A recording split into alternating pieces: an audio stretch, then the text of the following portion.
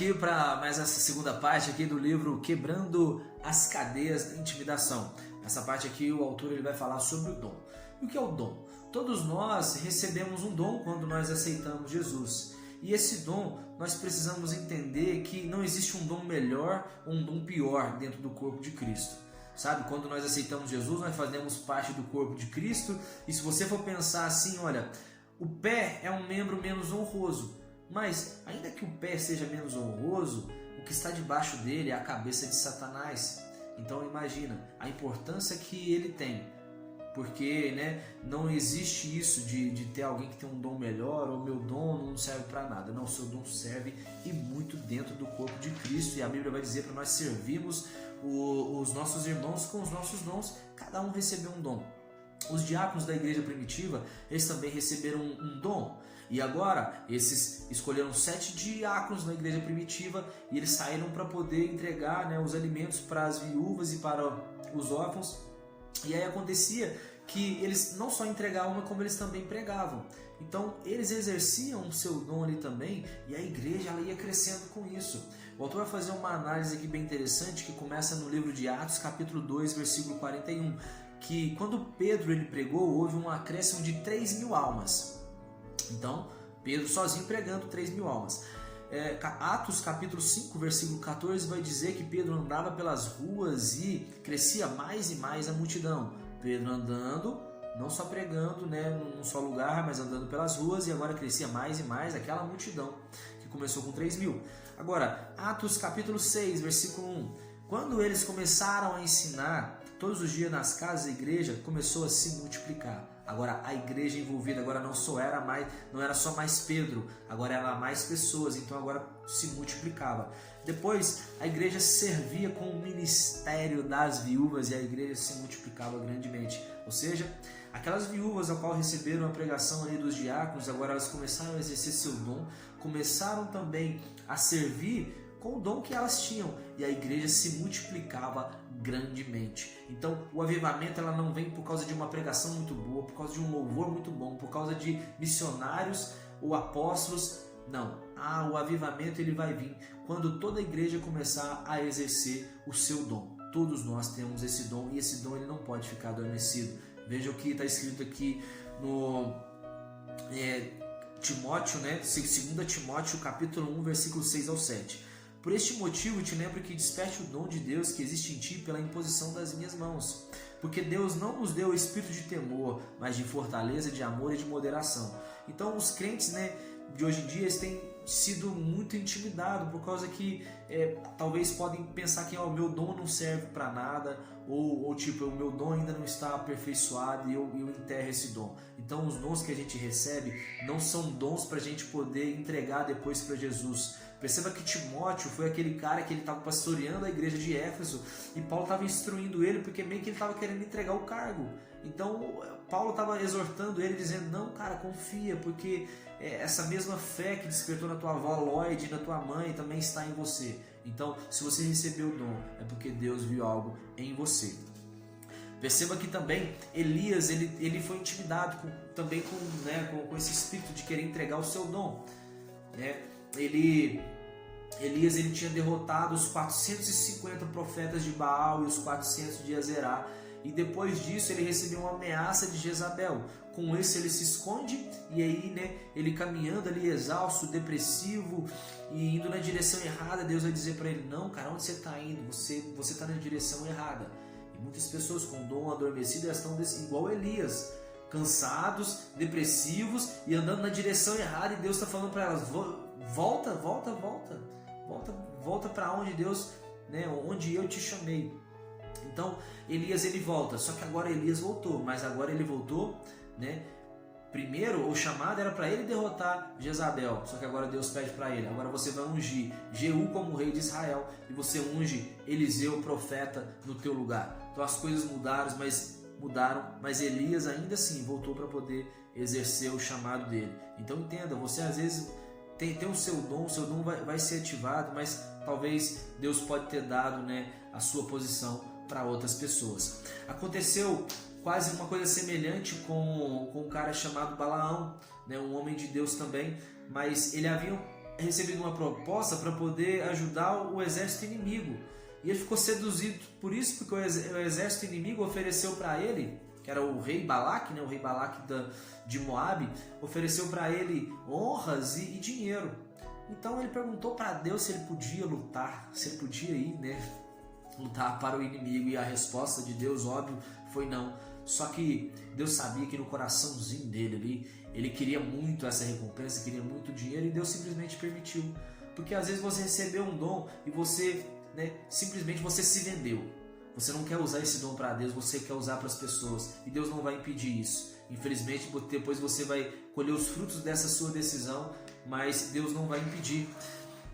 Você percebe que hoje existem muitos líderes, muitos pastores, né, que eles simplesmente viraram apresentadores de programa.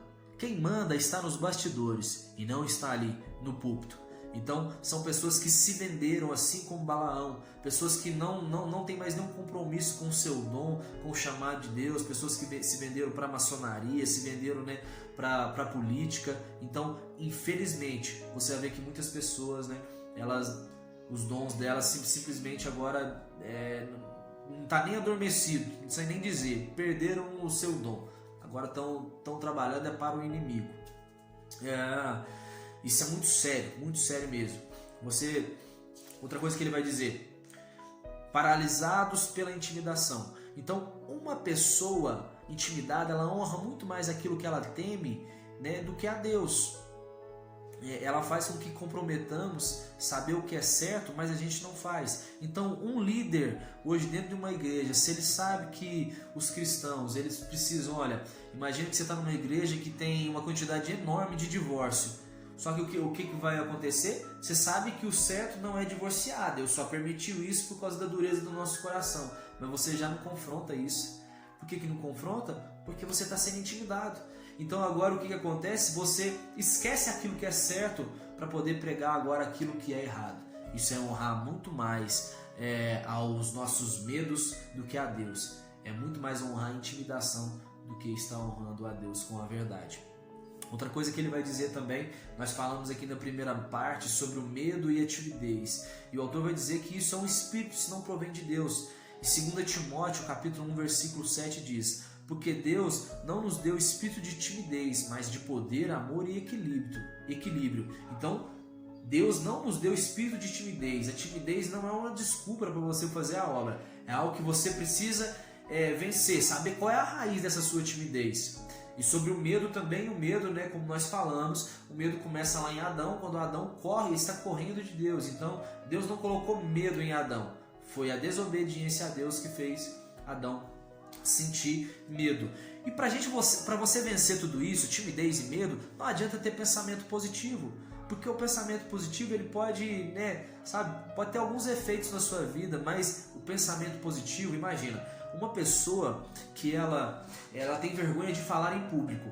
Não adianta você ficar pensando assim: agora não vou ter mais medo de falar em público, não vou ter mais medo, cara, você não vai conseguir. Você precisa encarar as pessoas agora e falar de frente para elas. Olha, se tem pessoas que elas estão colocando um apelido em você que você não gosta, não adianta você pensar assim: para, nosso Deus, não deixa que eles fiquem me chamando mais desse apelido. Não, você tem que falar para a pessoa: eu não gosto. Eu não aceito isso, porque eu não brinco com vocês dessa forma. Você precisa encarar. Não adianta você querer ficar pensando positivo, porque isso não vai mudar. E muitas pessoas, como raiz, desse tipo de intimidação, você precisa entender, né, que isso aí faz com que você, às vezes, tome essa atitude de pensamento positivo, porque você tem medo de agir. Você tem medo de falar na frente das pessoas. Jeú, que havia sido ungido rei de Israel, no livro de 2 Reis, capítulo 9, versículo 22, vai dizer: sucedeu que, vendo Jorão, filho de Acabe, a Jeú perguntou: a paz, Jeú? E ele respondeu: que paz há enquanto perduram as prostituições de tua mãe Jezabel e as suas muitas feitiçarias? Então entenda que Jezabel é uma mulher muito poderosa. E ela havia sido derrotada por Jeú. Então agora chega o filho de Jezabel querendo intimidar Jeú. Tipo assim: olha, a paz, né? Olha, meio que assim chamando ele: Vamos conversar, vamos ser amigo. E que tipo de conversa você vai ter com uma pessoa que ela está fazendo um monte de práticas erradas? Tipo, uma conversa amigável. Você tem que confrontar essas pessoas. Não adianta você querer alisar certos tipos de pessoas, porque as pessoas só vão mudar quando elas forem confrontadas. Mas a intimidação vai fazer com que você seja aquela pessoa amiguinha dela, que vai aceitar o pecado dela. E isso, né, não provém de um homem de Deus. Outra coisa que ele vai dizer é o seguinte, para a gente poder reavivar esse nosso dom. E Salmos capítulo 27, versículo 1 vai dizer: o Senhor é a fortaleza da minha vida, a quem eu temerei? Então uma pessoa, para poder reavivar o dom dela, precisa entender: Deus está comigo, a quem eu vou temer? Porque Davi fez dessa forma. O seu irmão Eliabe, ele veio até ele acusando ele: olha, o que você está fazendo aqui na guerra? A gente sabe que seu coração é mau. Sabe? Quando o rei Saul também vai intimidar o rei Davi, falando com ele, meio que desanimando ele a lutar contra o filisteu chamado Golias. Mas Davi, ele passou por cima de tudo isso, porque ele sabia que ele não ia na força dele, ele ia na força de Deus. Então, o dom que você vai exercer, você entende, você está fazendo isso é porque Deus colocou isso em você. Não é algo que está partindo de você, não é uma habilidade que você tem, é algo que Deus te deu. Outra coisa que ele vai dizer é assim: qual que é a raiz da intimidação? Porque é fácil a gente ser confiante desde que Deus esteja fazendo o que nós esperamos que Ele faça.